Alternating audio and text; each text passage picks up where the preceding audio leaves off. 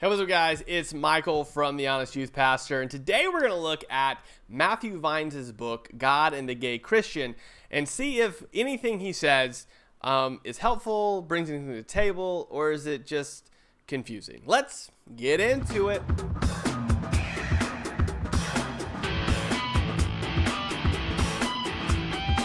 All right, so Matthew Vines' book was suggested to me when I put out to the Instagram followers, hey guys, give me some books for the affirmative on LGBTQ+ that I can read to kind of get that viewpoint, so I kind of know that side a little bit. And God and the Gay Christian by Matthew Vines was suggested.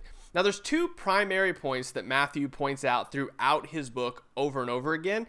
And if you don't want to get the book, you can watch the videos below in regards to debates he's done, speeches he's given in regards to the book. And basically what he says in those speeches is what's in the book as well. So if you watch one, you pretty much watch the other. But if you don't believe me, you can buy the book and watch them. It's kind of your choice. But in the book, he hits on two primary points. One, a good tree doesn't produce bad fruit. And he's referencing Jesus' words in Matthew chapter 7, verse 18. And the second thing he really hits home on is that God does not want us to be alone. And he equates singleness to that. And he doesn't think that forced singleness is a good thing.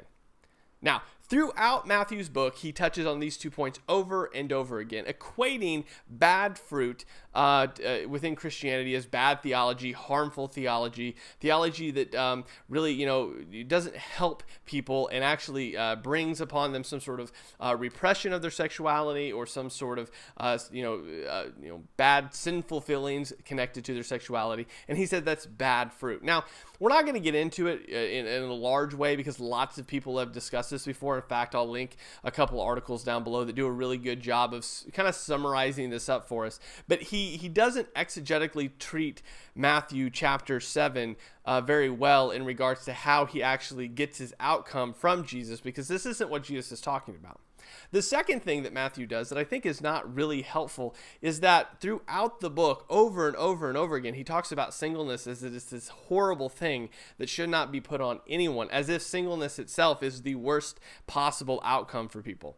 Now, throughout the book, Matthew also goes through his story as he's kind of weaving in and out of talking about bad fruit and how singleness is not, the ideal thing for people, especially when it's forced upon them. But throughout those points, he also talks about his journey as well as his parents' journey from not being affirmative or affirming to being affirming.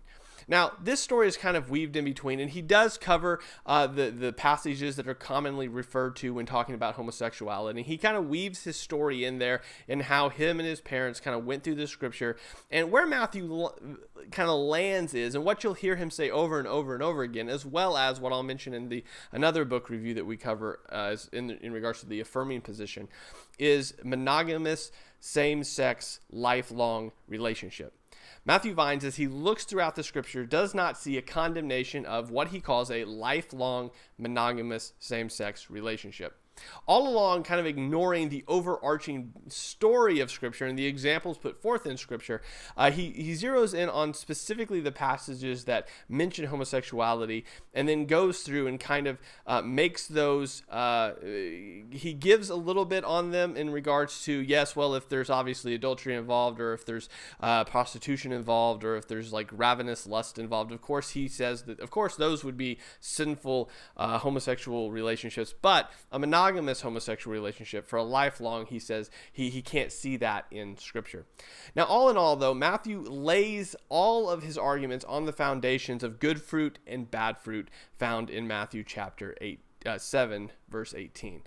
And when you go and actually zoom out on the book and see that everything he says primarily lands on that verse, a verse that he does not exegetically handle correctly in regards to the context and what Jesus is saying and what it's referring to, then the whole argument basically falls apart. Out of all the books we look at, and you can find the links for the other books down below as well as the overarching video that I'm going to do on all of them, what you'll see is that and of all the books we look at, Matthew Vines is as though it was the first written, that was really the first book to kind of address this topic. It's probably the weakest in regards to the arguments it puts forth and the kind of the foundational blocks that it builds all of the arguments on. Now, what I would encourage you to do is, again, check out the videos below in which he kind of explains his point. He walks through the point, and you make this, you're a person, you have a brain, you can reason through things. Go watch this yourself. But after getting done with Matthew Vines' book, God and the Gay Christian, not only was I obviously started on the unaffirming position to begin with, but nowhere through the book was there any indication that he had an argument that was worth pursuing based on the fact that his foundation was shaky from the get-go. But watch those videos yourselves. We got links down below for a number of different things that you can watch that he said, as well as a couple articles looking at the more particular points of how he misuses Matthew chapter 7. And all of that is for your resource. The point of doing this series was to say, okay, well, here's the information. You go look at it yourself. I, after reading God and the Gay Christian by Matthew Vines, was not even close to convinced that his argument was anywhere even bridging on the possibility of being correct because of his starting foundation and the way he comes to his conclusions, primarily being, one, misrepresenting Jesus' words in Matthew chapter 7, but two, really hammering in on this idea that singleness is not ideal, hardly ever, but definitely when it's forced, as if this was the heaviest burden a person could hold. But again, you'll have to listen to his own words in this in the descriptions below. So anyway, guys, thank you for watching. Thank you for taking a couple minutes to look at this. Go check out those links in the description below for yourself, because you're really going to need to hear his words for it. But my conclusion at the end of it was there's just not a convincing argument at all for anything he presents in his book.